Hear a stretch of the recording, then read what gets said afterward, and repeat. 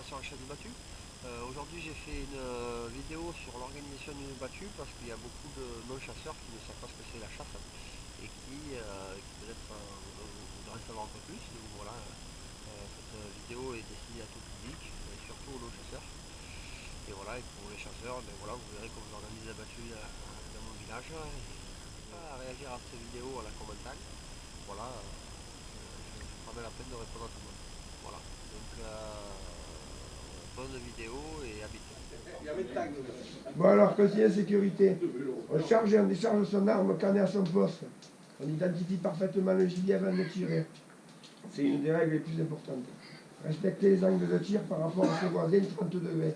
Effectuer que les tirs fichants. Tenue orange de feu obligatoire, gilet minimum. Ne pas se déplacer à part pour ceux qui recherchent les chiens. Mettre les panneaux en place pour les personnes concernées.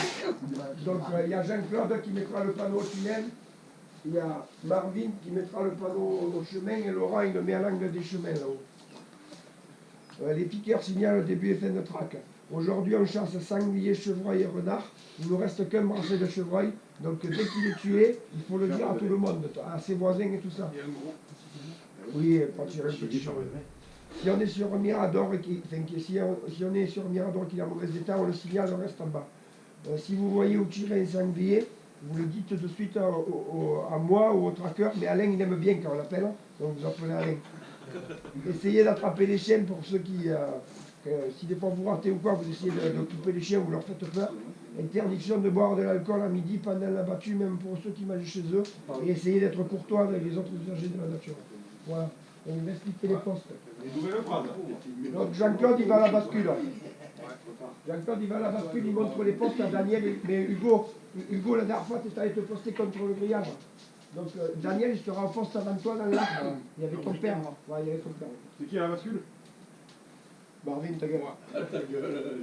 Donc Manolo, tu vas de l'autre côté à ton poste, de l'autre côté dans la maisonnette, au premier mirador. Tu montres le poste à Marc. Marc, tu seras dans un grand arbre. Et sur ta droite. Ça m'a fait exprès. Il est plus petit. Et à ta droite, Il y a une grosse brèche là. il y a une digue et il y a Jean-Daniel sur ta droite. André-Cy, il est au premier mirador. Vous écoutez bien le numéro du mirador. Donc il est au poste du Gaillet. Philippe, il est au deuxième mirador. Cyril, il est au troisième mirador. Laurent, il est à la...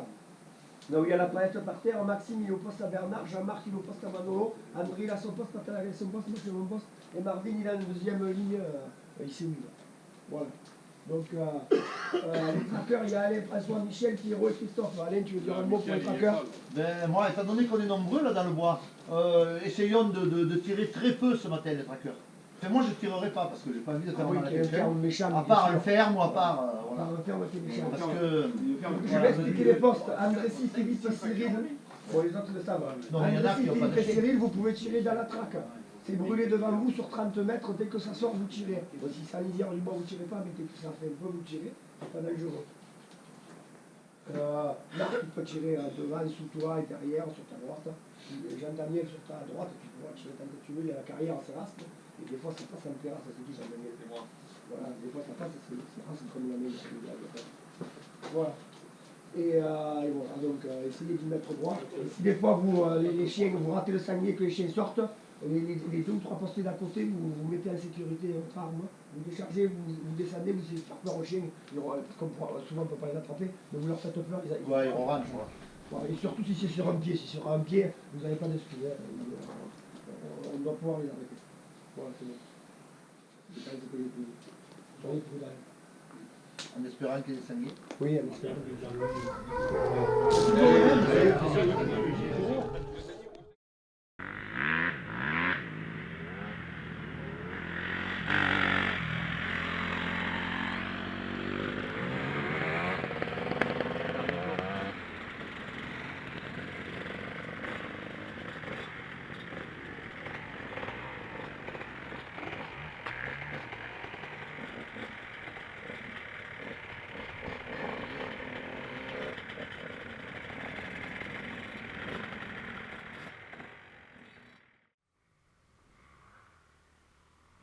Vous voulez aller vers où là? On va partir de l'autre côté. Hein. Ouais, non, mais parce que Vous pouvez faire le tour au pire. Vous pouvez faire le tour au pire des cas. Ouais. À l'angle de Il y a un chemin qui coupe au milieu là. À l'angle des plantations, vous prenez à gauche, après vous reprenez la voie ferrée, après vous prenez à droite et vous allez être en face là-bas.